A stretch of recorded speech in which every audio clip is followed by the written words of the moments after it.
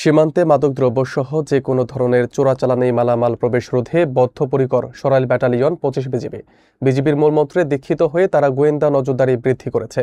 এর ধারাবাহিকতায় গত ৯ ডিসেম্বর দুটি পৃথক অভিযানে বিপুল পরিমাণ ভারতীয় মাদকদ্রব্য আটক করেছে ২৫ বিজিবি।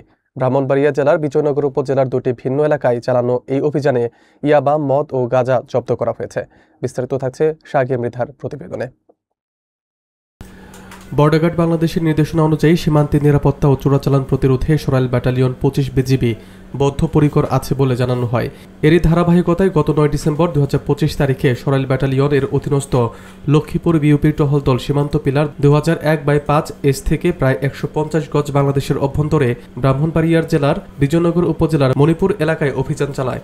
সেই অভিযানে ভারতীয় ইয়াবা ২০৩৫ পিস এবং ১৫ বোতল মদ জব্দ করা হয় বলে উল্লেখ করা হয়, যার সিজার মূল্য ৬,৩৩,০০০ টাকা। একই দিনে সিঙ্গারবিল বিউপি টহলদল কর্তৃক সীমান্ত পিলার ২০১৭/এমপি হতে আনুমানিক ১৫০ গজ বাংলাদেশের অভ্যন্তরে ব্রাহ্মণবাড়িয়া জেলার বিজয়নগর উপজেলার নোয়াবাদী নামক স্থানেও মাদক বিরোধী অভিযান পরিচালনা করা হয়েছিল বলে জানানো হয়। সেই অভিযানে মালিকবিহীন অবস্থায় ভারতীয় ২৪ কেজি গাঁজা আটক করতে সক্ষম হয় বিজিবি। আটককৃত ভারতীয় গাঁজার সিজার মূল্য ৮৪,০০০ টাকা।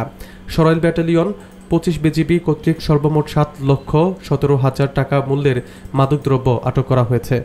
ঊর্ধ্বতন সদর দপ্তরের নির্দেশনা মেনে সরাইল ব্যাটালিয়ন এর দায়িত্বপূর্ণ ব্রাহ্মণবাড়িয়া জেলার বিজয়নগর ও আখাউড়া এবং হবিগঞ্জ জেলার মাধবপুর উপজেলায় সীমান্ত নিরাপত্তা রক্ষা ও চোরাচালান প্রতিরোধে বিজিবির আভিযানিক কার্যক্রম ও গোয়েন্দা তৎপরতা সার্বিকভাবে অব্যাহত রয়েছে বলেও জানানো হয়।